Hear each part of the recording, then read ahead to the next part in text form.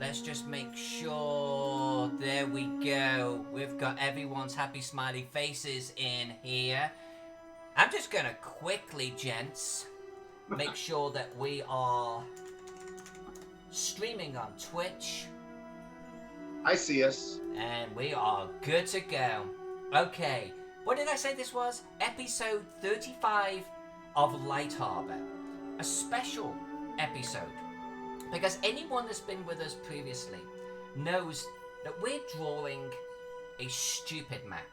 A stupidly detailed, huge, gorgeous map with a lot of features that I have never ever drawn on a map before. This is really bringing out the best of me.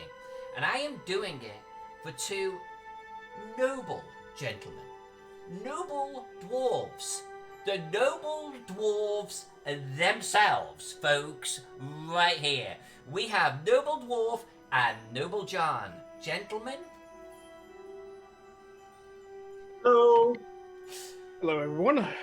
So, guys, for everyone that has not heard of Noble Dwarf, nobledwarf.com, can you tell us a little bit about who you are and what you're doing? Because I know that 2020, you were going to be hitting a lot of the conventions very hard, like in a major way. You had booths, you would like gold sponsors and everything. Tell us a bit about who is Noble Dwarf.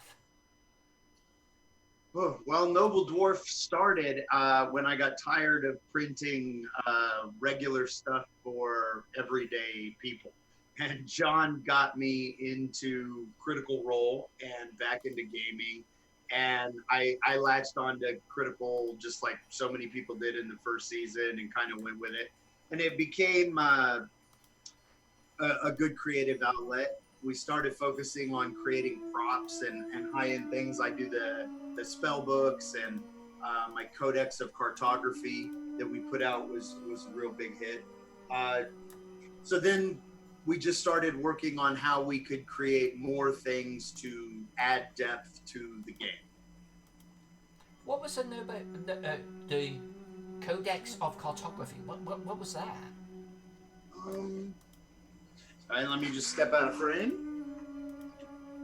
I did a Kickstarter for this book right here. This is a handmade tome that we put out. And it had blacksmith bars, over 40 maps in it printed on our gallery canvas. So front and backs, you had nice dungeons. And then this was just a good piece to use and play, LARPing, whatever you use a good book for. That is an incredibly good-looking book. Like that's like a book that I want to own. That looks fantastic. So what are you doing like now? If I was to see your booth at a convention, what would I be seeing? You see a little bit of everything. In the top, we start with our big miniatures. Then we move down into books, our Sons of Dragonkind release that we're putting out, and then into our T-shirts. You see the giant backdrops behind me, which are 40 square foot backdrops that we print for folks. And we have numerous of those. But what we really started off was the ability for you to create what you need for your game. So you can upload your character art, your T-shirt design right to our website, and we'll print it for you and ship it to you. And the best way to showcase that was for us to create our own world, and that's how we got to Calendria. AGT. Tell me about this world of yours. Tell me about this world. So, Calendria is essentially our method of making sure that we have everything that we like in a campaign setting. Basically, every little cool thing that we've ever thought, gee, that'd be something really great to have in game, we're throwing it in. The world is basically a separate. It's not Faerun, it's not Eberron, it's a fresh canvas. Pardon the expression, but basically, it was we just wanted something cool. It's like we want all the cool things in the game, and so we decided the only way we're gonna get that is put it in ourselves. So So aside from awesome maps like this that we're working on right now, like, I really love the book that you just held up, by the way, because that I think that shows that you guys give a damn. It looked really good. It had great presentation. It had great presence. You know, like I would pick up that book and go, "Oh, I kind of want this book." Like, so there's obviously a lot of people out there that they're like, "Hey, I've got my world. I'm going to publish my world. Everyone should give a shit about my world." Why should people give a shit about your world? Well, we kind of feel that we wouldn't be alone in thinking, this is a cool thing that we want to put in here. There's got to be other people that are, big gaming idiots like we are that would probably also enjoy it. And if it's not in there yet, and we thought it was needed, we kind of figure other people might feel the same way. Um, Obviously, most of the settings tend to be very Tolkien-esque, where the dwarves don't get along with the elves, and the humans are kind of these uber do everything sort of people. Um, the best term I've ever heard for that was humans are basically space orcs. They're out there doing it's like cobbling together things in weird ways and basically astounding all the aliens. Well, that's humans in my mind tend to be kind of boring. Dwarves are cool, elves are cool. Why are humans so boring? I don't know. I mean, it's to me. I live human every day? Why would I want to play it in game?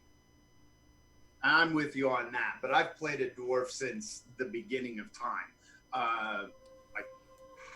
I don't think I've ever played a character that wasn't a dwarf, but that comes from who I am as a person and ties back to the type of mentality that we all have, that we've talked about, building a community, building a team that helps everybody get what they want.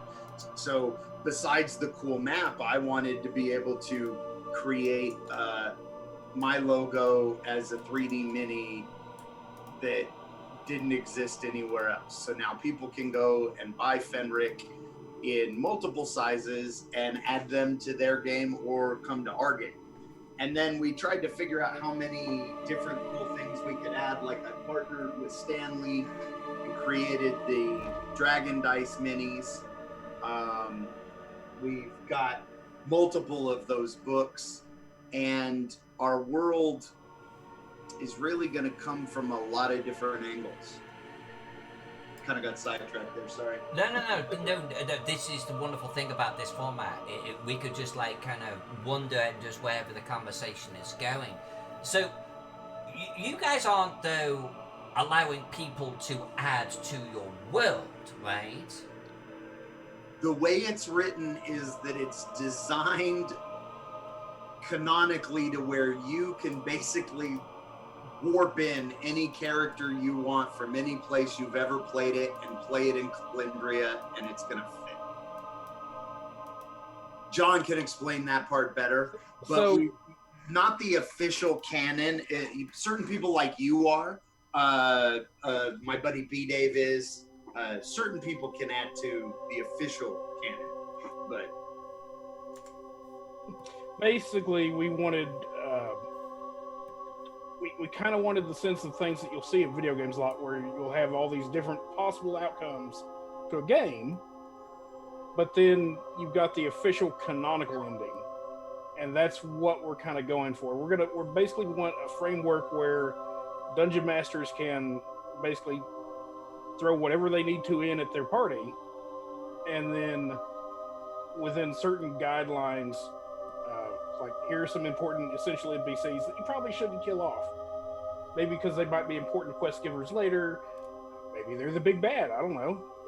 We'll see as time goes by. But we wanted to be kind of open about it. We want it to where it's more of a framework that you can do what you need to do to tell your own story. Okay. That's kind of cool. And is this going to be written for a particular setting? We are focusing on 5e right now, mostly because it's the one with the biggest numbers. We want a Pathfinder's conversion at some point, but right now Pathfinder's in such a transition. It's like, well, do we make it for Pathfinder 1? Do we make it for 2? Do we do both? Isn't that kind of a lot? Kind of a lot, yeah. I wouldn't mind rules for a Call of Cthulhu version. Everybody goes insane, you all die. That's pretty much it. Well, I mean, we do have the perfect characters to roll with for you go insane and you all die. You see, now that's the gentleman right there who I believe lives in this manor over here. And remind us what his name is? No. So this is Mr. Dandy. Ah, okay. This is the Count. He's Count. The vampire version. Oh, get out! I've not seen him.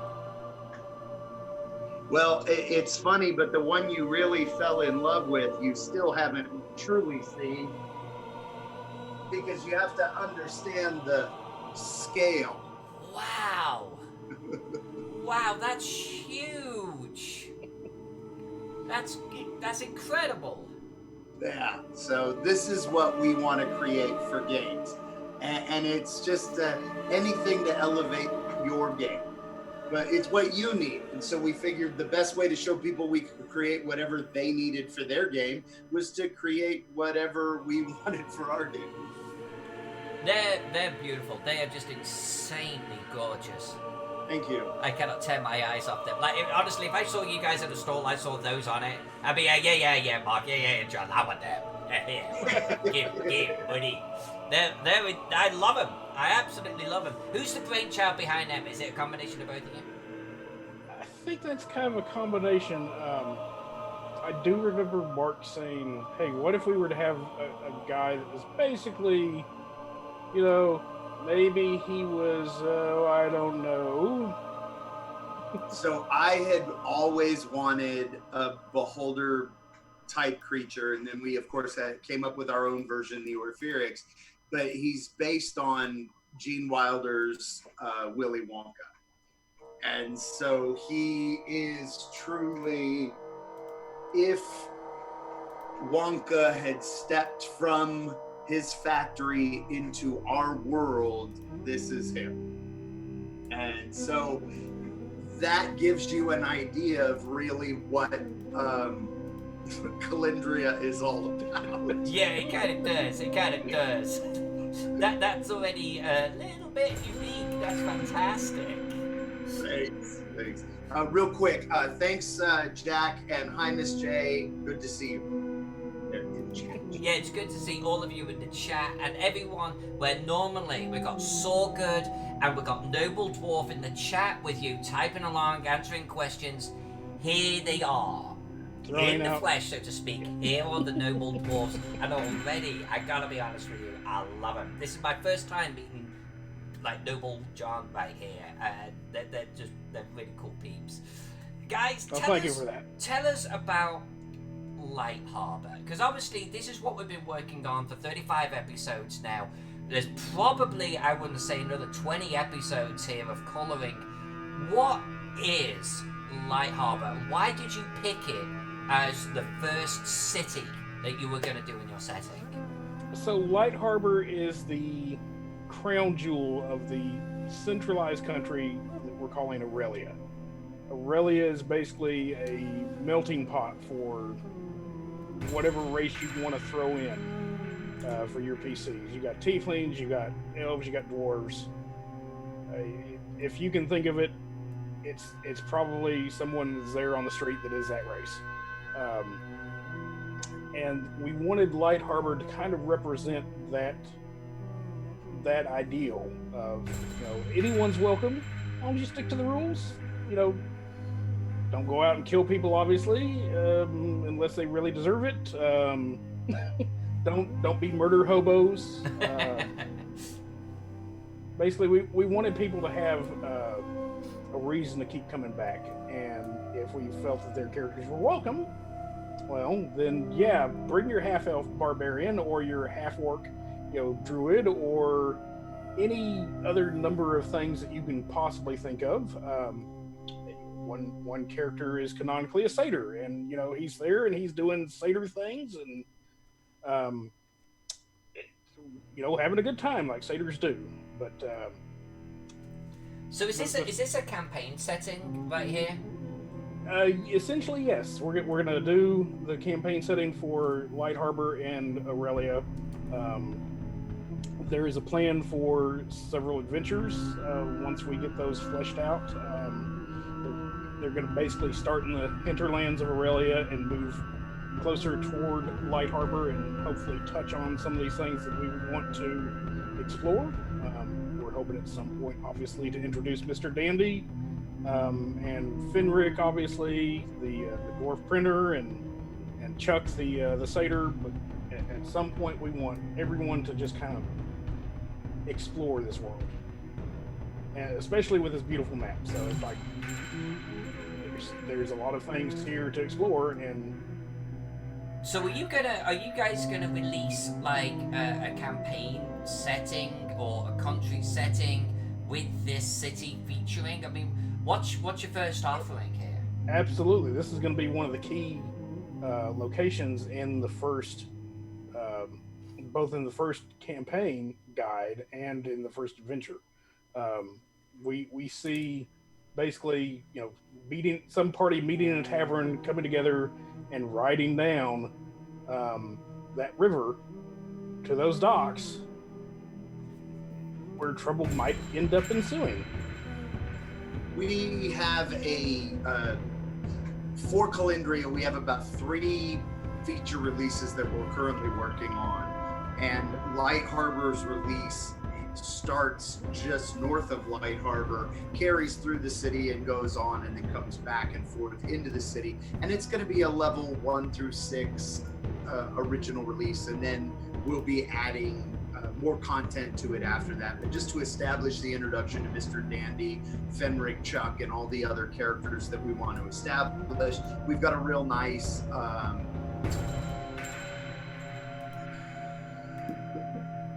central campaign just as an introduction. Sorry, my mind went blank. No, that's cool. So, have you guys got a timeline for this? Well, it all depends on my good friend, B. Dave Walters, because he is supposed to be writing it for me if I can get him to cash my check. I have never in my life had such a hard time trying to give money away as I have in trying to hire the right talent. Because you're sitting here going, okay, I don't care about your schedule. I'll wait. I'm trying to pay you. Take my money. But just shut up, take my money. Yeah, but he's so on board, and it's really, now he is starting a new project for White Wolf and yada yada. So I don't know exactly when it's coming, but he's also writing a one-shot adventure for our potion shop vendor Prudence and bringing her to life. He's the voice that I really trust to bring Mr. Dandy to the masses. And so that one kind of has to wait till I get what I want. So, are you going to be, like, when it does happen, are you going to be Kickstarting it? That depends on the current situation at the time, because Kickstarter has been good, but not always. And after this, we don't know. That's fair. That's fair. A convoluted way to say I got no clue. Yeah, my crystal ball's a little cracked at the moment, so. I'm so frustrated with Kickstarters right now. It's insane. When they go right, and then other times you're like, what just happened here? Yeah, you can be really beaten on it to get some movement. Yeah. Especially when you're on the production side and things have gone wrong, because you're just like, okay. So we would love to bring parts of Calendria to Kickstarter. We had planned a full box set release, and then now that we've kind of been shut in home, we realized that if we didn't start piecemeal releasing our miniatures, we were never going to change it. Now, I honestly think that those miniatures sell themselves. I absolutely adore them. Well, I mean, the first time that you actually unveiled those miniatures in chat, people were just losing it. They were losing it. And I always think that they sell your world just on their own, and maybe that's part of the point. Well, it is. getting to write all these cool characters in and then make them into miniatures is a big deal for us. To be fair, we did kind of do this just so we could have cool miniatures. There's nothing That wrong we with wanted to that. play You with. know me, I love my miniatures. So I see Jack did ask if we plan on any special races, unique races for the setting, and we are planning on a couple. They're in the earliest stages, and they're obviously going to need a lot of playtesting. I kind of think it would be cool myself if we eventually have a playable version of the Orpheus. I don't know if that's going to happen, but basically, like, low-level Orpheus got to start somewhere. I mean, they're obviously not all just going to walk in Mr. Dandy style and basically own the place. So, how do young Orpheus start? They start off as adventurers.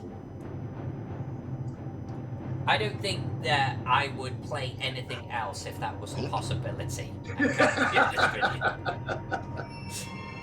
That's fair. I mean, yeah, I with the top hat, because honestly, they just slay me. Or a little bowler hat. I would do a bowler hat. I gotta be honest.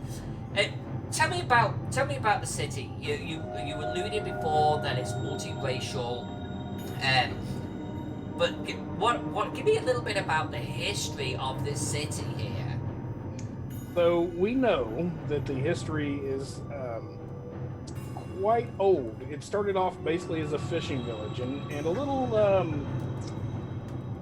little way stop for, shall we say, certain enterprising professionals that maybe didn't want to necessarily pay import tax. So it started off basically as a sort of shanty town with some sea elves and some half elves, and basically just your average run-of-the-mill fishing village. We know that, a few thousand years ago, there was this. Every world's going to have one. It's going to have some sort of catastrophe that basically upends everything, and that's always got to be set in ancient times. So we've got one of those too. And following that, obviously, we had a ship land that was looking for a safe harbor, and the sea elves and the ship crew kind of did what people do to survive, and it basically established this little safe haven where, as long as you follow the rules, you're okay. And so that expanded over time to the old city, and then expanded further as more people didn't want to pay taxes. So with the establishment of that marketplace with that lighthouse, it's basically we want to try to make it as organic an expansion as possible. And basically everything we've figured out about it has kind of been, well, this is basically how it's expanded. You've got some really interesting architectural choices in this city. I want to apologize for that. I never wanted to because that was my so part of the goal with this was not only as we were doing the map, we wanted to have clear architectural styles for 3D printing, because that's something else we want to do. We want to turn this into a full 3D set. That's probably going to be years down the line, but we wanted to make sure that each district felt consistent. Okay. So it's like, okay, let's pull out the design choices that we want for this location and this location, and we'll base our districts around that. And then that turned into, well, we got the Georgian district, so we're going to have this style of architecture there, and then the Edwardian and the Baroque and all that kind of stuff. And of course that's what we sent you. It's like, well, how do we turn that into roofs? But you've also got this warehouse down here, which I'd never heard of before I started drawing for you guys, and you've got this incredible palace. I don't think I've ever drawn a building so complex. Where was the inspiration for this? Was it like you saw these things over time, so you were like, I gotta put this in my city? What was the inspiration? I have probably 12 different architecture and abandoned castle places bookmarked in my feed so that they pop up nonstop. Anything that looks like later I may want a drawing of it, a map of it, a sculpt of it, it goes into the Calendria file. And so it's basically, I'm never going to be Bill Gates rich, but if I was, this is what I would build. So that's the castle I asked you to draw. And honestly, if you do ever build this, Mark, please invite me and Jack. We'll move in. Little wing over there. I'll bring all my miniatures and my games. We'll bring them into the communal room. Absolutely. I mean, So and we're gonna have game rooms, so there you go. It's gonna be perfect. John, on your end, you have the Palace PSD. Would you do me a favor and Google link the first floor to Alyssa so that she could open it in the chat? I should probably be able to do that, yes. So if you look down here at my camera, you can see that on the right-hand side, my right-hand side, I have this small dragon. This is the standard 65 millimeter dragon that I showed you before. This is the 100 millimeter that we're hoping to go to factory production later. And they're actually hollow and have a hanging spot so that these can be used as Christmas ornaments. But so you basically have your large and you have your huge, and then if you really need it, Alyssa, you even have the game breaker. Holy smokes, man! You guys are out of control. That's what we do. It's like, yeah, this is a great idea. Let's make it bigger. No bigger. Yeah, Bigger. Yeah, it's like, okay, we're gonna eventually get to the TPK size, and once we do that, we will probably stop. I mean, I'm thinking it's probably the size of that Cthulhu in there. Yeah, it's just you're done. Yeah, it's like, how many hit points does that have? Wait, that's more than a Tarrasque. What? So I think that based on what Alyssa said, now is a good time for that box, don't you think? I certainly do, and Okay. Jack, I see that you think Fez is a great idea, and I think Fezzes are also a great idea. Fezzes are definitely a good idea. Fezzes are cool. Yeah. Fezzes are cool. Fezzes are cool. Fezzes and bow ties. Is it possible for you to make your screen full screen on the chat, on the stream? Actually, my screen, yeah, I theoretically could. Yeah, do I have a link or something somewhere that you want me to open? No. Oh, this is the box. The box. I think it's probably a good time for the box. Oh, I see where we're going with this. Yeah, If with not, a little bit of, you know what, no, with a little bit of doohickery, let's try this, I've never done this before, let's do it. So everyone in the chat, just so you know, these fine gentlemen, the noble dwarves, have sent me a mystery box. I've never done an unboxing on video before. And here it is. So I'm going to put that there. And I have a Kniffy handy, because who wouldn't? So I'll put that there. It's actually a very nice Kniffy. Yeah, this is one that I actually got from a local gun show, and I really kind of liked it. Ooh, nice. No reason for it other than it's a nice looking knife, so I was like, yeah, I'll take that. You don't have to explain knives to me. I mean, My kid keeps probably there going, why aren't you using a Gladius? Because I will chop my arm off on camera, and I don't want to. the box is not quite big enough for Gladys. I mean, and it's going to be, no, it just would not end well, and I know me. Everywhere. But because these fine gents have sent this to me, I'm actually going to blow up the camera real quick. I should be able to do this live on chat, and let's take a look at what they sent. So I think that's my ugly mug blown big. Is that big enough, Mark, you think? That's perfect. It's All perfect. right. Thank All right. you. Let's do this. Alright, so let's be careful here. Like, cut away, Phaeton, cut away. So, Noble Dwarf is not responsible for any personal injury. Are you a liar? No, I just happen to have several of your cousins. So. Oh, that knife is actually nice and sharp. I've not used that knife in a while. Okay. Okay.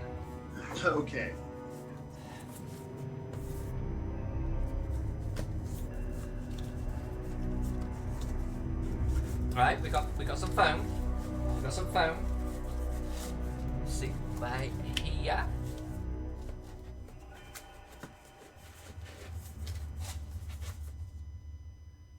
Oh.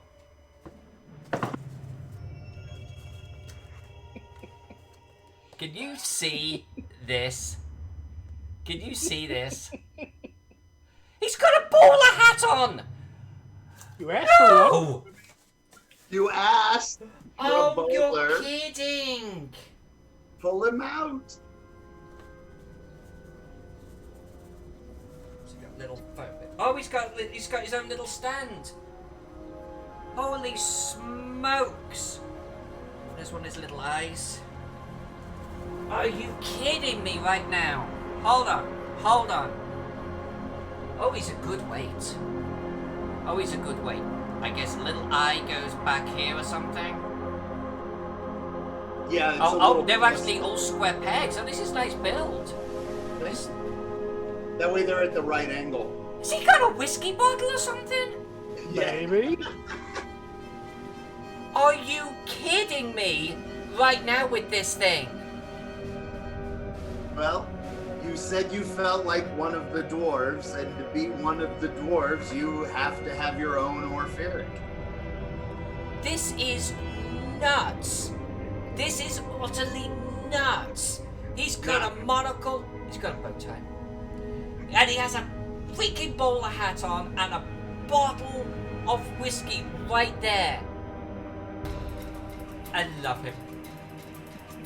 Oh Right, now you gotta my name it. god. Well, just so you know, there is no lore attached to him at all. No color scheme, no name, no nothing. So whatever you decide becomes canon. I am gonna name him, and I am gonna paint him, and I am gonna do it all on whiskey and paint, and we're gonna stream the whole thing, baby. Yay! Which was kind of our hope. He is incredible. I love the print too. So is he a print or is he a cast? What is he? It's a 3D print, but it's actually 4 3D prints. But That's really nice quality. thanks. And then he comes off the stand as well. And then you can any of the flight pegs will go in its place, so you can actually make him fly as needed. You almost set up to run. That is so good. I am blown away, guys. I seriously. I am The one that lost came out, that words. third one, yeah, just rotate it forward a rotation and you'll have it right at the spot. But it's great.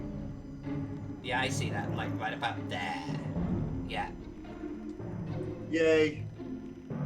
Guys, seriously, thank you so much. That I literally 15 minutes ago was talking about bowler hat and these things. I had no idea. I guess I like bowler hats on my beholders, non-beholders. We were just trying to not lose it, so it's like, don't give away the secret, don't give I away love the him, secret. and he's a great size. Yeah. And that's this one, that's the same size as these normals. That's what people are getting on the website. That's the main stuff. So are these available on your site now? Not that one, not until well, we couldn't give away our secret. But in general. The Mr. Dandy and the Count are both for sale on the website, as well as our D20 Mimic. We released those 3 just to get a test and get a few of them out there, make sure everything went well. Let's just squeeze me back down to size right there. That is, honestly, this is stunning. I didn't know you had the Count and the others available and the D20 Mimic on your site. I must admit, that was lost on me.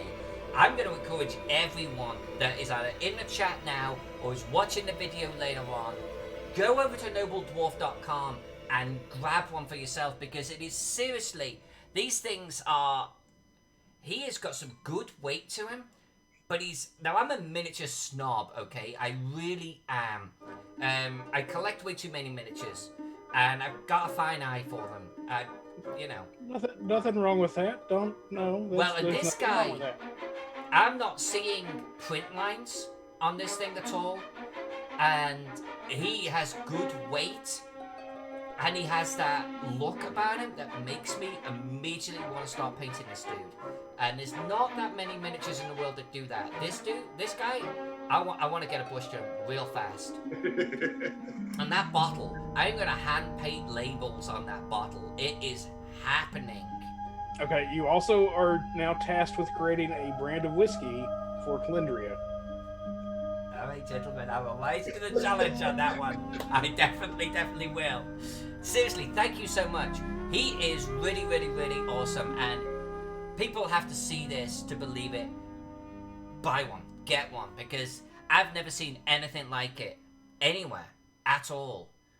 And you know, so one thing about me is I actually really like heavier miniatures. They feel a little bit more, like they've got a bit of substance. I don't like plastic so much. I don't like light resins. I'll paint them, I do it. But I actually like the metals and things like that. This guy has got a weight of metal to him, even though I know he's not. And it feels good in my hand, you know? Awesome. Well, thank you very much. I appreciate all the compliments. It's spot on, guys. So who does your sculpting? Who created that for you? Oh, I have a sculptor that I met years ago who has worked with us. He basically creates everything we do. So I hope he's watching and doing well. But just a friend of mine from a decade ago. It's good stuff. It's really good stuff. Just give me a second, guys. I'm actually going to turn off the background music here, because I actually am just really enjoying just talking to you, and I really don't want to listen to the background music anymore. So I'm just going to like scroll this up out of the way. All right. We're more interested than the music. Excellent. All right. So, and just by the way, everyone in the chat, thank you for being here. Just as a reminder, these are the two Noble Dwarves. They've been in the chat before. We have Sorgood, Noble John, and we have Noble Dwarf, Mr. Mark Reed himself.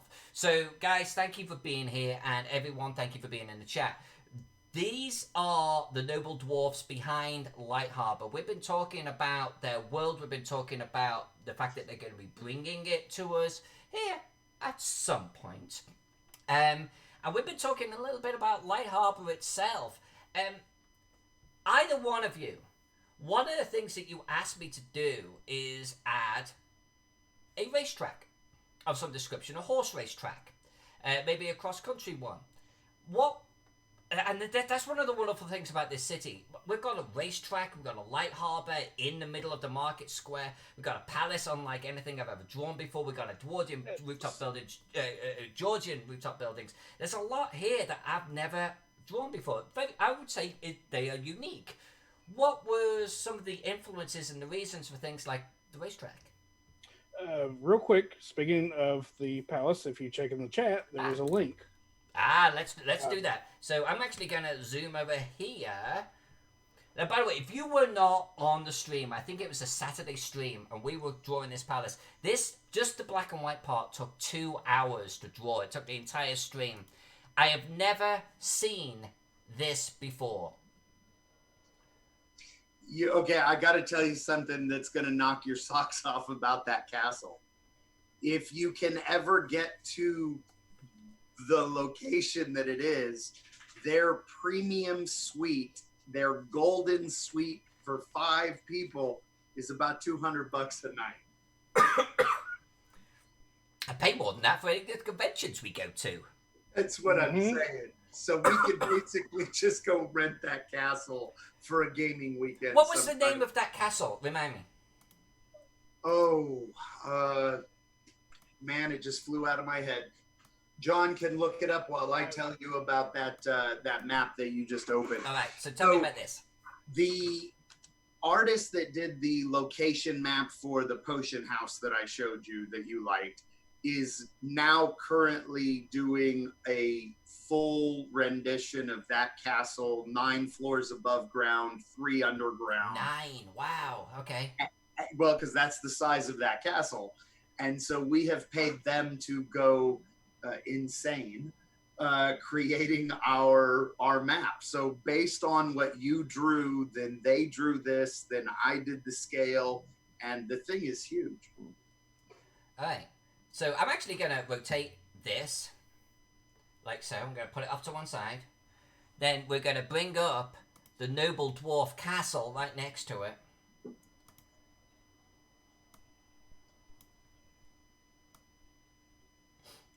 I guess let's rotate this the other way. I think they've done it this way, haven't they? Yeah. All right, because we've got I think it's a greenhouse off to the side there. So, oh yeah, look at this. So we've got our greenhouse area here with a little bit on the front. Then we've got this tower. This castle in real life is just freaking nuts. It is true fantasy-like. Yeah. This is great. I'm not sure I've ever had like one of my little buildings on a map before ever turned into a full-on, let's call it dungeon location before. This is gonna be huge. Yeah. Well, luckily I have another few artists that I've worked with who offer me amazing rates and do awesome work for us. And so we're able to bring forth a lot of these things that we want in a level of detail that if you wanted to, I looked at that castle and I said, I want to run a game of Clue in that castle. And so to be able to bring that to our world at a level where people could, but yeah, you zoom in, the smallest hallway there is a 15-foot hallway. Yeah, this is going to be very, very glorious. And 9 floors, you said 9 floors above ground? It's really 8 with the very tip of the towers is the 9th, but yeah. Wow. Yeah, he's got it all. I keep looking to go, aha, you missed a bit. No. Well, Faden Tower is marked clearly, so if we ever build it, you'll have a room. Well, we should just buy out the whole thing, Mark. What can I say? That's gorgeous. That is utterly gorgeous. And I'm going to actually leave the palace to like the last place I color on this map. That's my plan. I want to color all the way around it, and then I kind of want to come up the Elven Gardens. So because I think it will be a little jewel in the heart of the city here. What's with Elven Gardens? You mentioned it before. I knew it's Elven Gardens. I've been drawing it as such. It's going to look beautiful. Why Elven Gardens? What's the history behind this area here? So part of the mythology is that these races came together after this catastrophe, and there were the elves and the humans already, and then dwarves came a little bit later. And as a matter of survival, they all kind of had to work together. And yeah, the trope is elves are close to nature, so we threw in some elf druids, and they're maintaining these beautiful locations where they're a little bit of green in an otherwise drab world. And we figured no matter how London fog this got, we still wanted some sort of green area where there's just a little bit of beauty. Even if there's, dwarven contraptions spewing junk up into the sky, there are these druids taking care of these spots. They're doing a little bit of green. I think you're going to get that because as wonderful as this city is in many ways, the fact that it's a lot of blue-grey to the roofs. Obviously, we have the slums to the west. This industrial area, your dwarven contraptions to the right over there. We haven't even fully added all of the smog and stuff that I want to add. I feel that this area will be this little green emerald in amongst it all. I think it's going to really pop. And that's kind of what we were hoping for. We know certain things about the city. they're all working together to just keep the city going on a daily basis. We know that after the last war, the dwarves came in, they rebuilt the city walls, and then used stone shape to make them like one whole piece. Because if you're gonna have dwarven masons, that probably have a bunch of clerics in them, why not use their spells like that? Why not? Is stone not stone? Can you not shape stone with stone shape?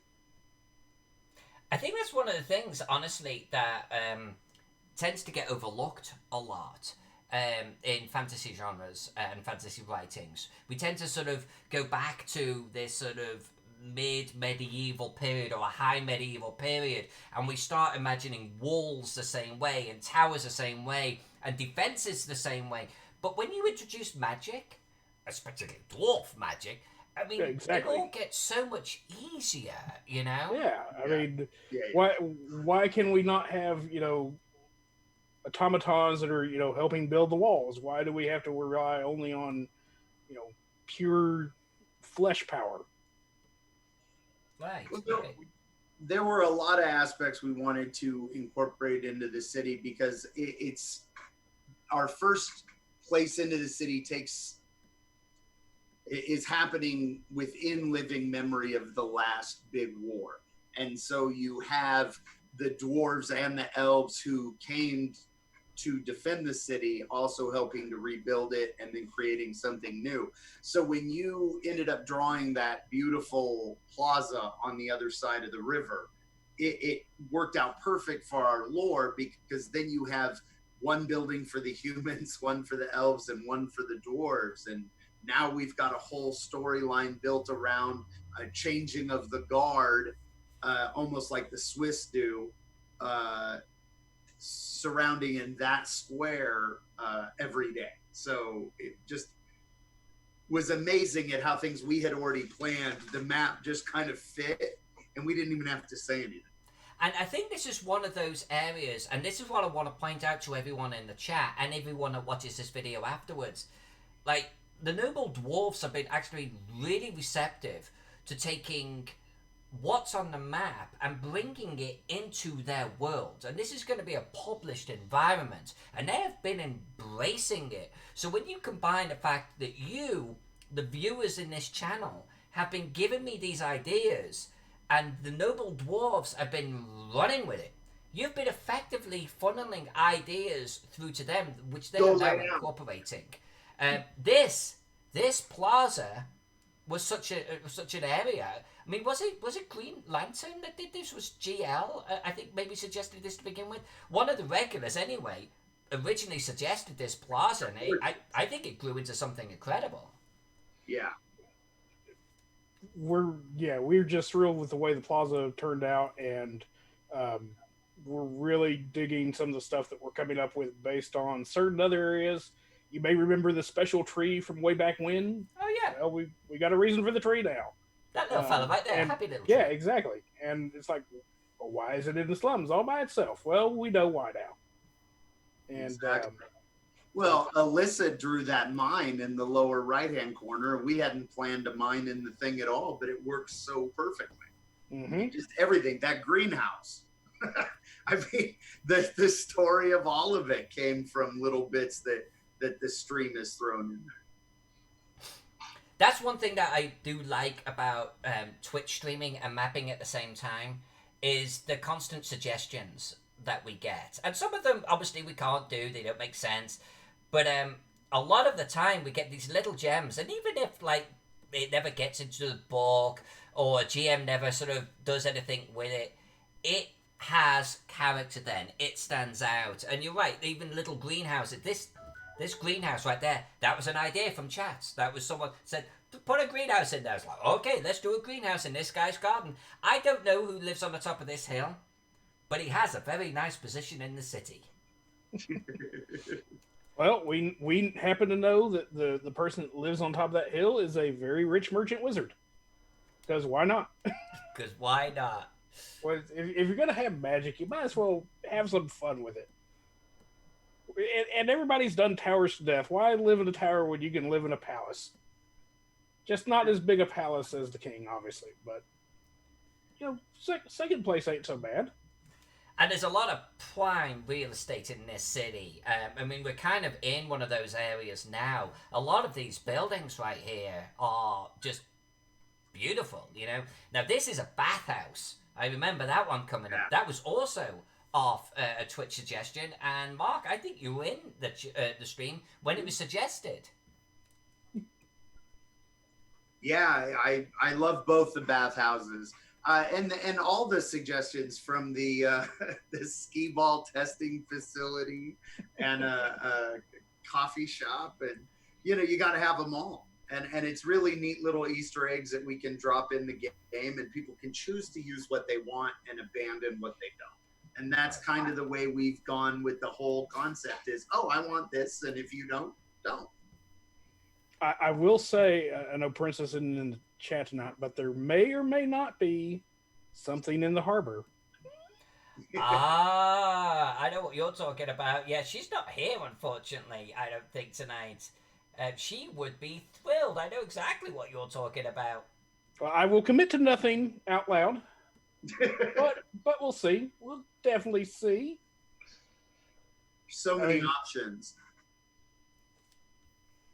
I'm getting distracted drawing trees here. Let's get back to the good part over here. I should be actually colouring buildings. Okay, back over here. Unfortunately, I cannot find the link for the palace. It's somewhere in I want to say. Oh, I'll find it then. Sorry. Yeah, I got it. I want to say it's like in Czech Republic or something. Yeah, I want to say like it's in Poland or something It's like in that. Poland. Okay. But I forget the name of it right now. I have to search. I have to search by the translation of the name, and I can't say it on Switch. Ah. Didn't really think it was that bad. It is. Well, terms of service and all that. This is a family show. Even though we were talking about poo the other night. Yeah, right. By the way, if you need inspiration for castles, Poland has some of the most beautiful. And you are looking for Mosna Castle. Mosna Castle. All right, I'm going to bring that up because anyone that's not seen Mosna Castle, you have to see this.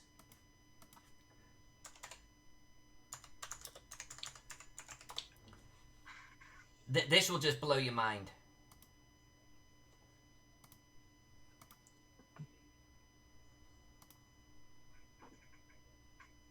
And this is just obviously one view.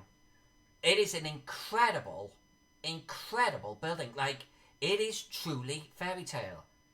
I have never heard of this before working on this map for the dwarves. Towers within towers within towers. We've got balconies, and we've got a tower on top of a tower. We've got greenhouses, but we've also got a glass roof over here. And we've got roofs with another tower on the top because why not? And then this is ridiculous.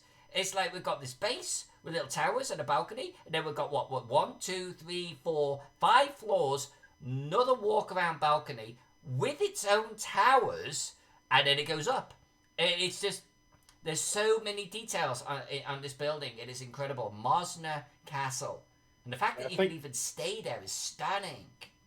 The absolute best tour that they have, where they take you into every tower and into the underground and yada yada, is $35.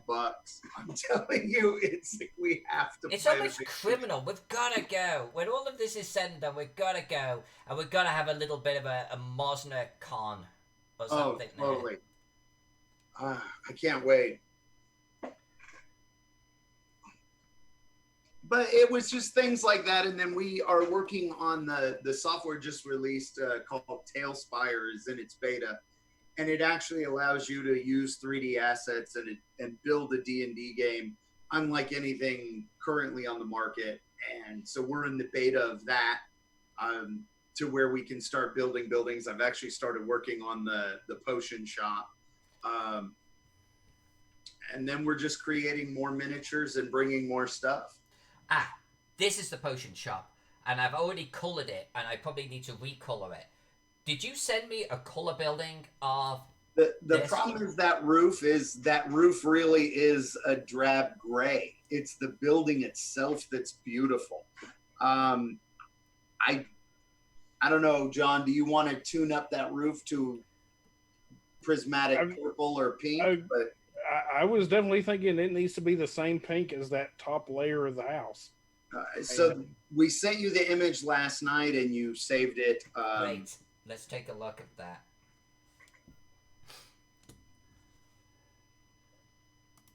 So prismatic potion's pink. Alright, well then let's Not- go to the Lightharbor and let's find us. Oh, right, I did save it and I already had it, and I even think I called it potion. There, well, this is the one, right? Let's open this up over here. This one.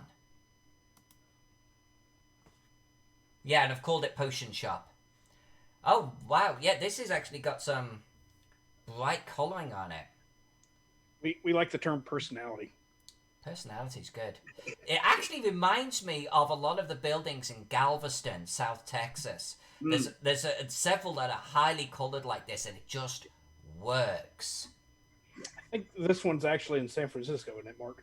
Yeah, it's one of the landmarks up there. There's a whole district of them that they're just gorgeous houses. Blue, yellow, pink. All right.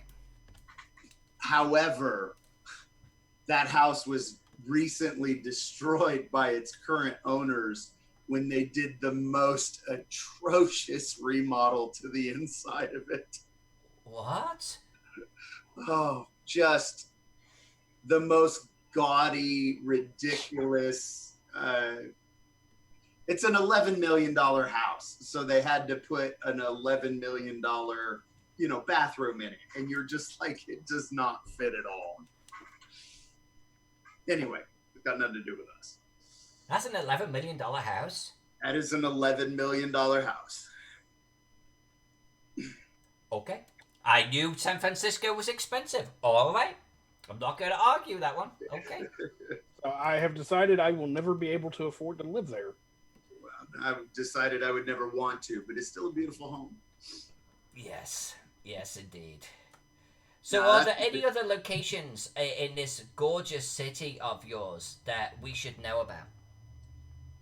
So the satyr I mentioned, who is doing a lot of partying, maybe, oddly enough, lives in one of those rows of brownstones, and it's like the most boring building you could actually think of. It's literally a New York brownstone that's just kind of plucked up and dropped there. It's like the outside does not match the inside, as it were. Doesn't match the persona of the person inside for sure. Wow. And then my shop is the one down by the harbor that has the crane, and that's where my dwarf Fenric, the royal printer, operates from. And he was kind of inserted there by the king to help bring this part of town back into line. And so that's his building and his warehouse behind it. Right across from him is a trading company that's owned by the satyr. And so they all kind of tone back and forth. Then you have Mr. Dandy's mansion up in the top. Which we're definitely going to get to. And you gentlemen are going to have to figure out... Now, I don't think you gave me a map for this one, so you're going to have to figure out if he's got a special roof color of any description. I would say go with the Calendria blue. Okay. That we used for that tavern, because that tavern happens to be one of our special tavern locations, not just a normal tavern.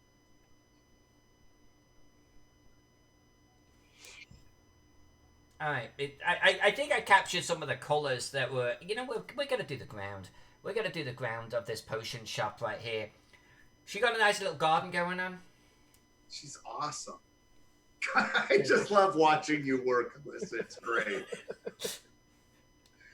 The first part of this map, watching the line work come, it was therapeutic to just sit there and watch. And we've been working on this for years, to get to this point.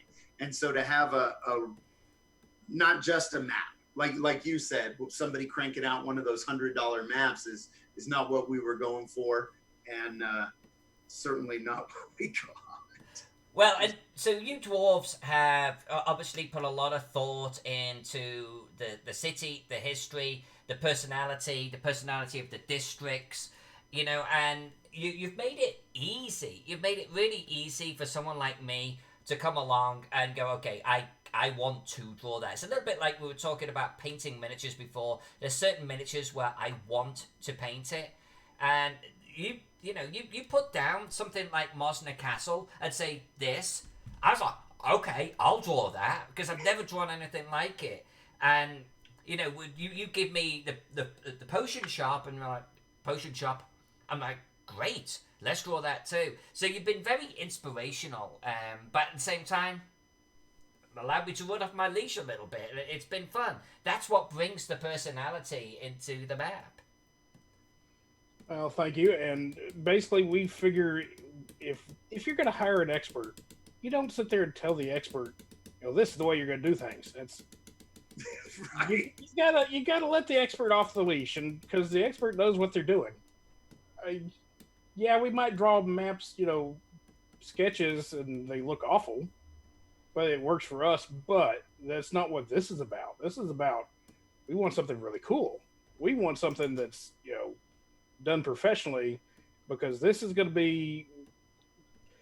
setting the groundwork for we don't know what the streets names are yet, because we don't know which way they're going. We don't know what all is there.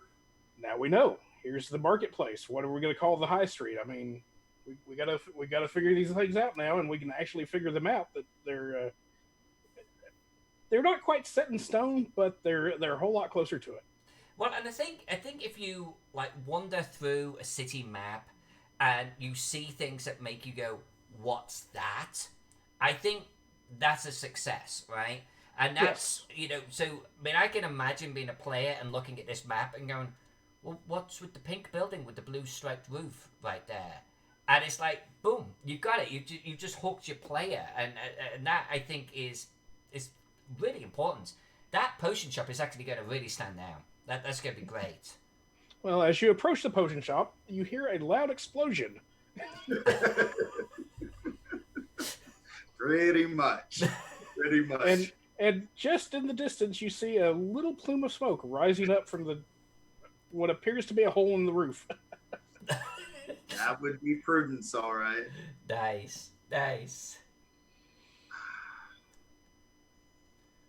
I can't wait. But the nice thing about this map is that we're really going to be living here for the next 10 years in our world. In our minds, we'll be creating the stories for this place for the rest of our lives. So it had to be epic, not any cartographer would do.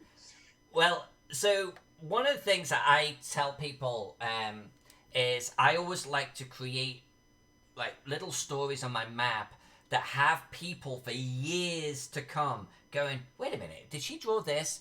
And that's typically what I get. But just so everyone knows, Mark here actually, when we were about halfway through, I think, drawing the city buildings, counted every single one of them by hand. Every one. So I actually have a funny feeling that I have not drawn anything on this map that Noble Mark doesn't know about. Well, do you want to know the full count? Have you actually counted up all of them? Yeah. Inside, 1,725. Total is 2,962 plus or minus. 2,962. Hold on. Just over 800 on the right-hand side, and another 4 and change outside by the racetrack. Let's actually draw this properly here. I'm actually drawing on the district layer, but I just want to capture this. 2,962 buildings. Okay. I can't believe you counted all of them. Somebody had to do it because now there's a spreadsheet for 2,962 buildings. Do not ask me to put 2,900 labels on this map. Oh God, no. No. We're going to start with the important locations first and get their stories figured out. But we figure in about 10 years. Princess, welcome to the chat. We have missed you, darling. We were talking about you earlier, funny enough. So as you know, Princess, we have nobles with us. We have Noble Mark, we have Noble John, and Princess, a little bit earlier on, I was also showing a gift off from the dwarves right here. I actually did blow up the chat much larger so you could see this. It is a divine non-beholder in a bowler hat holding a bottle of whiskey, and I am in love. I did an unboxing of that. You'll have to watch the video later on to actually see it large on the screen. But, Noble John, maybe a hint why we were talking about Princess Strega. So we were talking about the contributions that chat has made. And, of course, there was a certain request for, shall we say, a denizen of the harbor. And I will not 100% for sure say that, it may or may not be a kraken. I mean, I'm not going to limit myself in such a manner, but there may or may not be a kraken in the harbor. He's still young. He's still very small. But he might be slightly annoyed by all those chemicals that are getting put out by the factories. That's awesome. That's awesome. We were talking, Princess, about how the noble dwarves here have really, really embraced a lot of the feedback from the Twitch chat and actually, seriously, brought it into their setting. They're going gangbusters with it. They actually did it with this plaza as well, and they've written it to their lore about the three tribes: the elves, the dwarfs, the humans, and how they actually have meetings and marches and parades here now, and they're really embracing it. The greenhouse over here, it's now in their lore. They're writing these into their setting, and that's when Noble John here brought up, I'm not gonna say that there's a certain denizen in the water. There might be a certain denizen in the water. That's what we thought about you, darling. I will not say that it's, definitely mutated. I will not say that it's possibly a teenager. I will not say that it may have studied the ninja arts. I'm not going to say any of those things. So, cheers. Cheers to you, my friend. So, Miss J, one of the things about, and you know this being a great cartographer yourself, one of the things about this is some of these buildings are abstractions of a conglomerate of much smaller living domiciles, right? So something like this here is not just a single family residence, clearly. This might be multi-tier. I almost see it like the Roman villas or the Roman sort of apartment blocks that they had, where there could be many, many families in there. So I would say that the actual population of this city is somewhat higher. Now, granted, there's a flip side where you've got this building here that's freaking huge and population 1 with some servants, I imagine. But I think that the population is somewhat higher than the actual building counts. And then you got to remember too, some of these are not domiciles. They're office locations where the only thing living there might be normally rats. I'm not gonna say warehouses and such are overly populated with rats, but they tend to be overly populated with rats, especially if they're food stores. But we had 2 questions about the map for you, Alyssa. Hi. We would like help establishing how old the city is and how old the city was when it broke its first wall, like when they went out past the beginning city. And we figured you would probably have a better idea of that than we might. Well, maybe, but what I love about one of the things, and let's talk about that. One of the things I love about what John was saying earlier was the fantastical elements when you start introducing not only magic but other races. Everything, I think, starts to skew. Things can get built quicker, things can get destroyed quicker. but it also, I think, timeline-wise, could start to sort of break things from what we think is our norm. I always imagined that this here is our old city, kind of huddled up against the shore line, Right. and that at some point there was probably a keep built up on the top of the hill before there was ever a palace, right? Right. I think it would be perfectly reasonable to anticipate that maybe 200 years went by in that time, you know, it's particularly considering some of the races that we've got in here. And then, even though they don't like collecting taxes and everything, breaking beyond those walls, I think probably a little bit like these buildings over here, they probably broke beyond the walls fairly early on, but they were not within the walls at that point. At the point where they're beginning to get, and I think that there's probably would have been some kind of settlements on the other side of the river, but not connected by any serious bridges or anything like that, and so there's some serious wealth going on in here. And maybe this was one of the first bridges that was ever built. I'm honestly thinking, if I was going to draw upon my European history here, I'm thinking that this city could easily, I think they would have broken up beyond the walls, let's say 200 years, something like that, gone, stretched out much further, easily another 200 years maybe before they threw up the other outside wall, and they probably would have had good reason for it. You know, I'm thinking that you've got to be looking at something 300, 400 years old before they, you know, were like this. And at that point, they probably had a good presence on the other side of the river, some of them first major bridges. I could easily see this being like 1,200 years, I think, you know, in our current day and age, from that first ground being broken. Awesome. Let it be so. Especially, and I'm going to skew that a little bit. I'm going to skew it partially because of several reasons. And I'd love to hear what the chat thinks about this.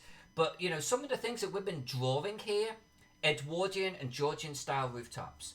We've been drawing some, like, power plants. We've been drawing industrial areas with pretty almost like, you know, Victorian sort of style cranes and stuff. This has, to me, a later sort of 17th, 18th, early 19th maybe vibe to it. 18th century is what I've been getting as I've been drawing this. And that, to me, screams a more mature populace. They've been around for a while. They have a sense of their own history. They have a sense of where they've grown up from. And it's now a pretty industrial, heavy working, close-knit city. So that, I think, plays into it partly for me. It's a more mature city. It's like if we go back to Europe, we're talking, you know, we're tapping into the older cities here, maybe even like the Parises of this world. And then, like, I'm discounting that the fact that it's probably 2,000 years old. But then when we get the likes of the dwarves and the elves too, and how long-lived they are, I mean, I think we have to push the clock back a little bit, and we have to make that timeline longer. Well, awesome. That actually fits kind of pretty well in line with what we were thinking. That, you know, 5,000 years ago, this was just a fishing village that grew up, and then eventually became more than just a fishing village. And, you know, Paris and London have been heavy influences for us for what does this city look like now and what did it look like in the past.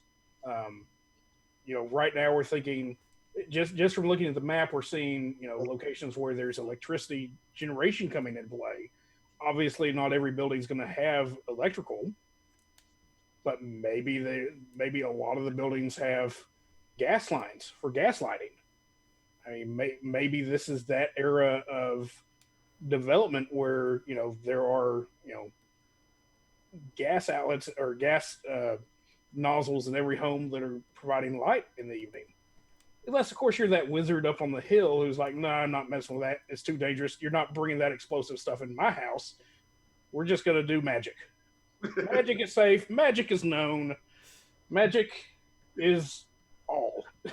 Right. And when you have magic, I always wonder about, like, what magic would do for the evolution of technology, you know? Because it would definitely change things. Oh, And I've always kind of figured that Eberron's kind of a good guide for that because their magic is treated in many ways like another science. Um, it's a lot of the technological development is powered by magic. I mean, you've got these train systems that spread throughout the land, with the lightning rails, and they're powered by elemental forces essentially that are basically bringing what we saw with the Industrial Revolution to a fantasy setting.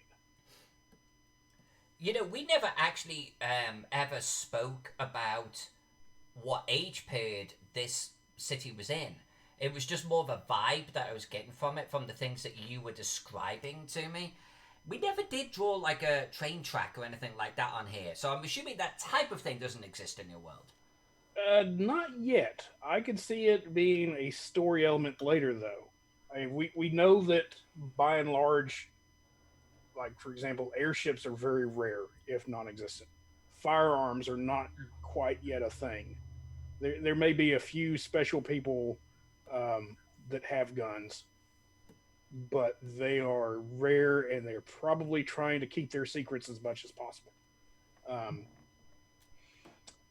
the I think the setting is ripe for uh, that sort of investment, though, where there's going to be some very clever, very insane gnome that's going to come along. It's like, I've built this thing out of steel, and it's going to go racing across the countryside, and you can get from here to the next village upstream in a day.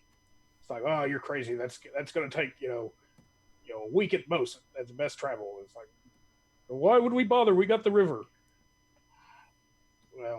Well, and that's the nice thing is that you can't see it from this map, but above and north on the river is our main dwarven clan stronghold, which is a stone mine. And they actually ship magical stone from their quarry down the river into Lightharbor to then go out in the world and build things. And you were asking us about the racetracks earlier, and you may or may not recall that previously I said, well, I think there might also be a cross-country competition where these giant sledges with stone are coming down from the north, and that's part of what drove that. It's like this. They've basically taken this old method of transporting stone and turned it into a competition because, of course, we're going to bet on that. And of course, we're going to have a day of the races where we're going to be getting drunk and betting whose giant chicken runs fastest. The Lord Metcalf combination right there. I'm telling you, Cluckingham Palace is on the map to stay. That's awesome. That's awesome. So is that bathhouse. I love it. Jack, we are kind of planning, like I said previously, we want this to be a bit of a framework so that people can, bring in certain things. We do want to have a canonical timeline where the world does evolve. So we say maybe 100 years from now, we, have full-on industrial revolution. Maybe 200 years from now, we're having our Cold War setting. Definitely, we definitely want a Chicago-style noir setting at some point, just because we're all about the old movies. just had to watch the Maltese Falcon again the other night, so right. Of course I want that in there. But yeah, we definitely see basically a means of here's what it is canonically, adjust as you need to. Princess, just to answer you, I'm not familiar with the Violet myself. John, are you? I am not. So, as with everything else that I Google is where I'm gonna Google because.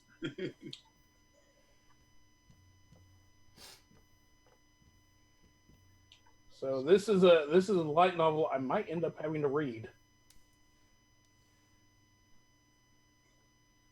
Oh, there's an anime too. Okay, I might have to watch the anime.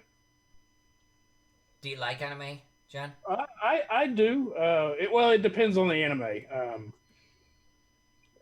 Obviously, certain anime I think are getting kind of overdone at this point. That's nothing on your favorite genres if you like it. Okay, Princess I is would definitely have our to. resident anime expert. So obviously, growing up in the '80s and '90s, that kind of set my taste for anime. So Cowboy Bebop is obviously one of my favorites. Vampire Hunter D was another one of my favorites. Helsing, loved Helsing. Um, yeah. What are your respective influences, guys? Mark and John. Like as gamers, as publishers, as writers, not just for this setting, not just for this world, but in general, what are your big influences in life? And let me give you an example. For me, Conan the Barbarian, hands down, influenced a lot of my writing, my GMing style, my world, low magic. It was hugely influential. What about you guys? Uh, I spent most of my formative life training for one thing, which was to be a soldier and join the CIA. So everything I bring comes from a militant side. I'm always looking for my characters are spies and definitely bring a lot of that feel to the world. Once I retired from the Army and switched gears, my influences broadened a lot more. It's funny, but up until that point, they were very narrow in that target.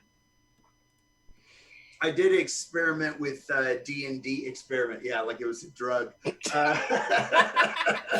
With D&D as a kid. I'm not going to say anything, man. There's nothing wrong with that.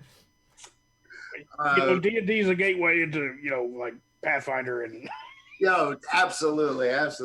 But when I was a soldier, that it was not supported like it is now. I mean, now it's even encouraged and it's a wonderful tool. So for a long time, my creative side was shut down, to be honest. And it was John bringing me into CR and then us starting Noble Dwarf that really got me into creating anything. But I loved Conan and I loved fantasy as a kid, but they weren't my main influences. So Conan was one for me. Of course, Papa Tolkien, obviously. It's kind of, everybody else growing up were, they were outside playing. I was inside reading The Hobbit. Basically, by the time I was in school, it was The Hobbit was on the 12th grade reading list. I read it in 5th grade. From there, I kind of went to like David Eddings'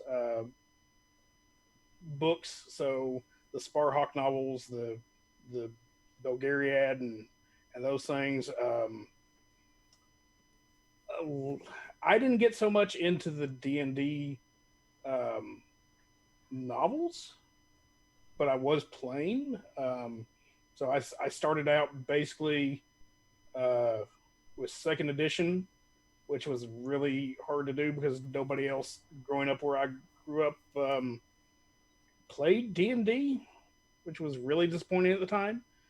But I had the player's handbook, I had the DM's guide, and I basically came up with little stories by myself. It sounds really sad when you say it out loud, but I think that's kind of what a lot of people that grew up in smaller towns had to do. Definitely was not supported like it is now. I mean, now you can't go anywhere without tripping over a 5e book. We don't talk about 4e, but it was there. It was a thing. Yeah, I have bookshelves of 4e just for reference material. Yeah. It's a whole lot easier to find. When you mentioned the Dungeons and Dragons novels, I have to visit my message to say that Margaret Wise was definitely a huge influence in my life.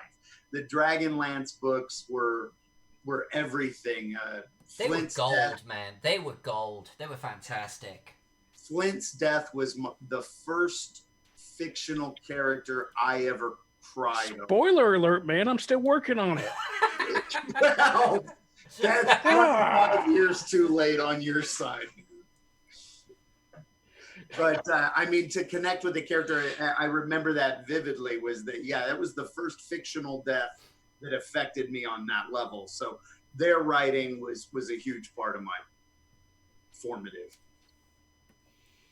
And Princess, just so you know, we're really going to have to stick to 5e because there isn't a market enough for these other systems at this time.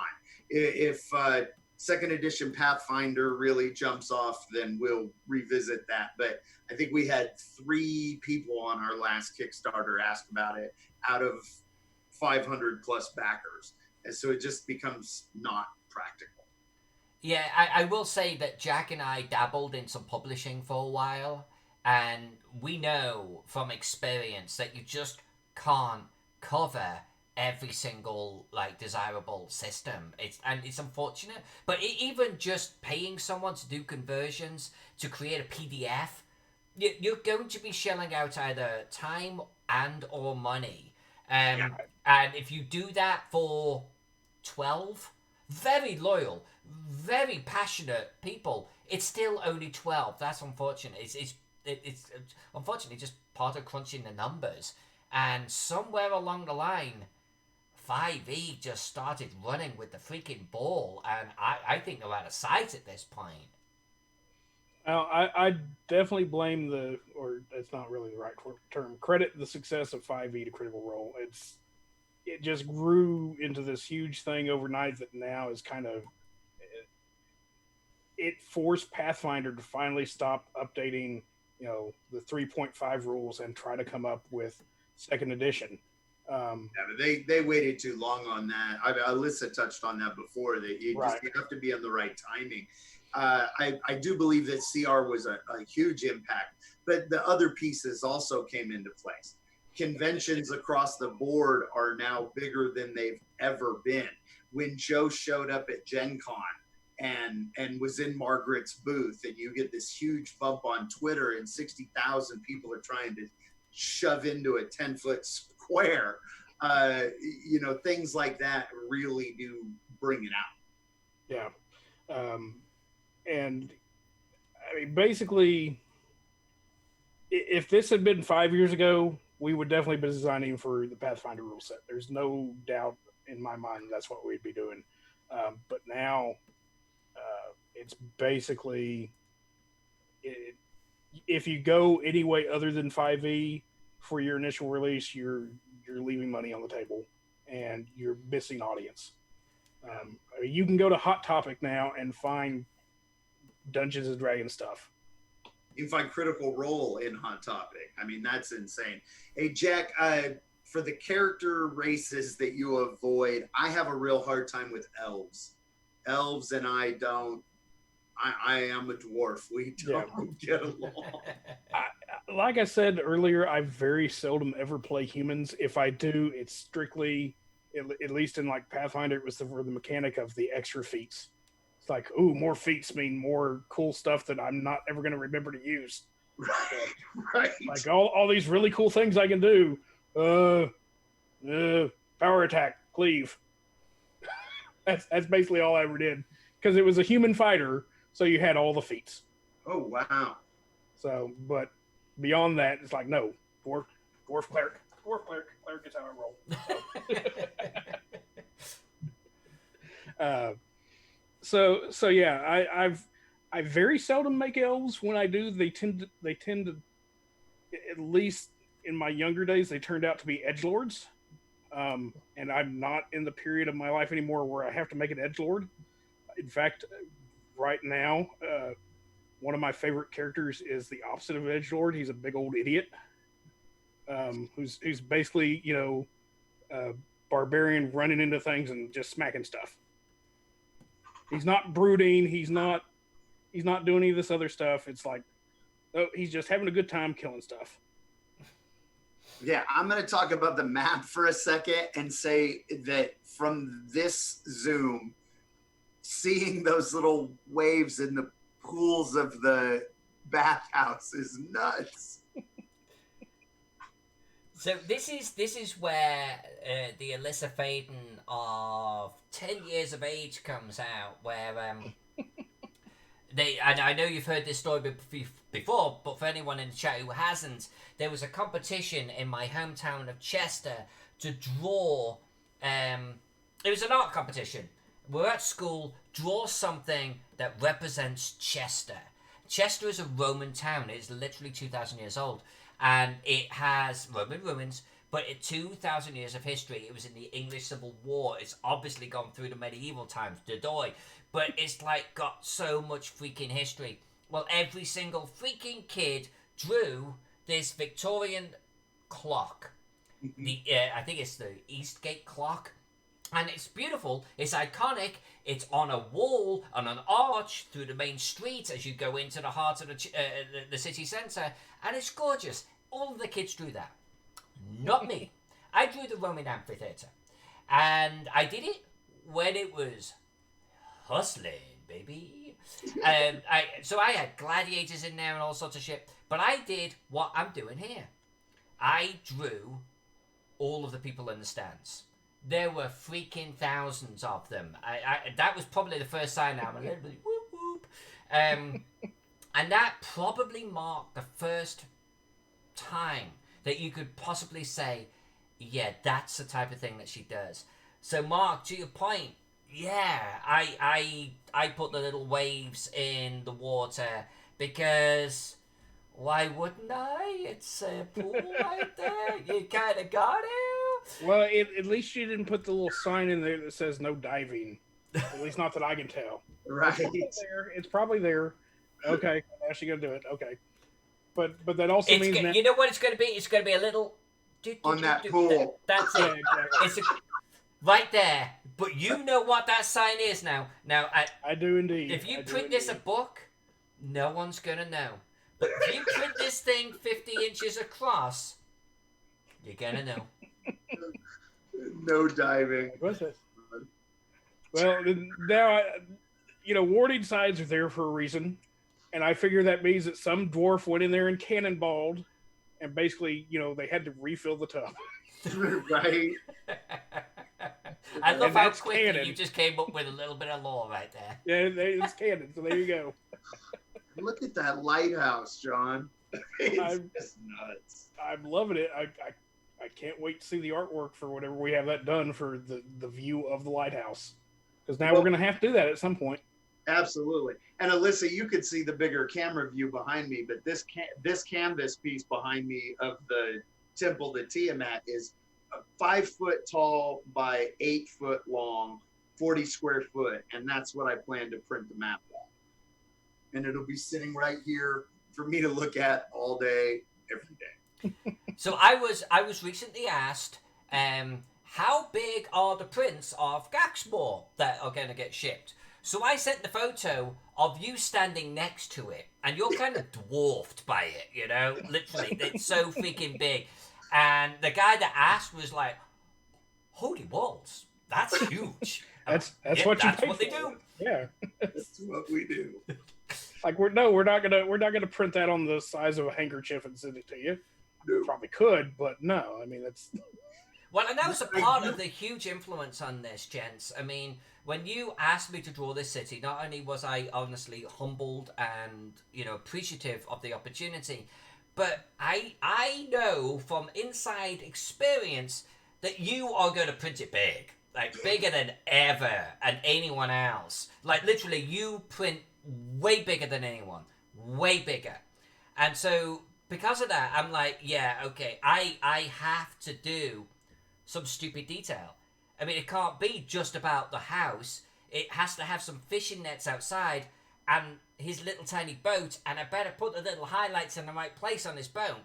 You're never going to see it in the book there, but the way you guys print it, you will. So this is one reason why I'm doing this extra labor of love right here. I'm trying to find the right way and time to ask you, at which point we finish the rest of the map. We gotta have some guy in some back alley getting knifed back in the slums, because of course that's gonna happen. You know I want to do it right now, right? You know I'm going to do it. I'm not going to stop you, but I mean, it's like if you want to do it right now, I'm going to say you go right ahead. I will never tell you no. I'm gonna do it right now. I know that by the time you get done with this map, you're going to be tired of looking at it for a minute. But I'm already planning at some point to ask you to do a winter coloring. Oh, now, honest to God, we've been talking about that for a while. In this chat, for at least the last year, we've been talking about in fact, I'm going to just get rid of him just for a moment. I want to just make this a little bit smaller. There we go. We actually did say, at least 12 months ago, that it'd be really cool to actually do one map with either different periods of time, also different seasons of the year. So that's something I actually want to do as a personal project, and I'll do that for you. That's no problem. Oh, that would be awesome. Because I'd love to get it to where we draw the very first city, and you loved that idea too, with just the inner wall when it first started at some point. But one of our releases that B-Dave is going to be working on for us, besides Lightharbor, but it takes place in Lightharbor, involves the Dandy Clause. We're releasing a full Christmas adventure. It's going to come in a giant box. It's 16 Christmas ornaments that all hang on your tree, but they're all minis that play on your table. And the story is called The Mimics Who Stole Christmas, and you're actually teaming up with Mr. Dandy and Dandy Claus to save Christmas from the mimics. Because of course you would. So we need a winter festival colored map for that. That would be incredible. That would be really incredible. That would, I think, you know what, put me down for the challenge in that one. Because seeing this in this colour, let's call it the height of summer, we've got greens, we've got beautiful fields, like with crops fully grown, the water outside of the poo area is like running clear. This is a beautiful city in many ways. Imagining this coated in snow, and even the roads would be like, got that slush and that grime going on, but a lot of the roofs have got like snow accumulated on them. That would be a really interesting challenge. You can put me down for that. And I like Phantom Jen's idea of a night edition. Oh, definitely. And then you'd have all the lights going throughout the city. You'd have that big lighthouse beaming out over the harbor. I mean, it's just like, well, now you got to do 5 different colors. That would be an interesting challenge too. I've done two night cities. I love them. In my entire career. Well, you've seen them, right? You've seen them. And they're really intriguing, right? Because they're largely very dark, but you've got these little pinpricks of light just illuminating them.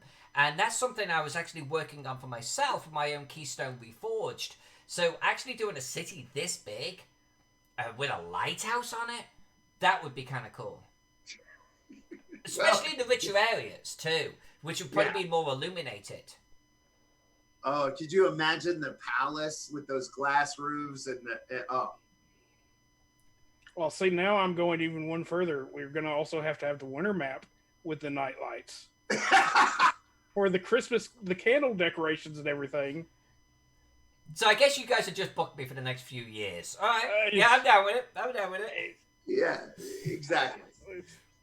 Either that or he's trying to put me in the poorhouse. One of the two. Well, yeah, a little bit of column A, a little bit of column B. I mean... No, but seriously, I mean, having some illumination coming through the glass roofs here, that'd be kind of really cool. Like maybe less of the greenhouse, maybe a little bit bleeding through from the inside that building there. But right here, this is a main area with this big Yeah, glass roof. They'd be just like, oh, it'd be just shining. And then maybe some of these trees, especially these, would be maybe just all decorated and stuff. Yeah, that'd be so much fun. Well, I love the sound of it. Gentlemen and audience, we've actually gone a little bit longer tonight, and that's been a first time because you two are really so cool. I've just been having so much fun. This would normally be the end of our stream, and I really want to thank you both for being here. You two are just rock. I think you should come back on as we maybe get into another part of the city and just let's keep on chatting. all Sounds for it. good. Great. Audience, please thank the dwarves. They're two awesome people. They've got a great vision. I love where they're going with this. And honestly, if they're going to come up with things like this, please. I mean, come on. No one else is doing this. He's got a bowler hat. And a glass of whiskey. Wow. I mean, just wow. Guys, thank you. Thanks for hanging out. This city has seriously been so much fun. Last year it was Teagle Manor for me. This year it is this. Not only am I going a little bit nuts, but I'm just having fun with it, you know? And that's what it's all about for me, you know? So thank you for the opportunity. Thank you. We appreciate Thank you it. for Great being going nuts.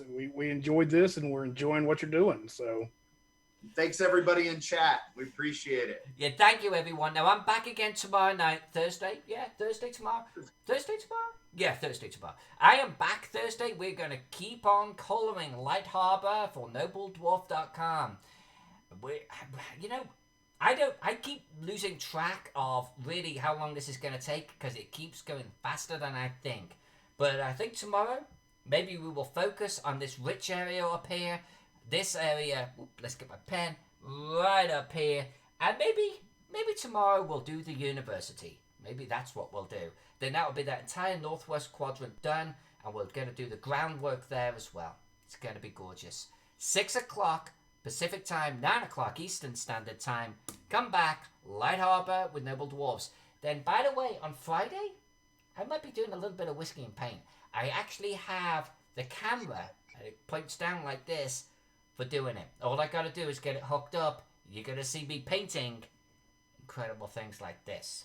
You know what I mean? Until then, everyone, you're awesome. I love you. I'll see you tomorrow night.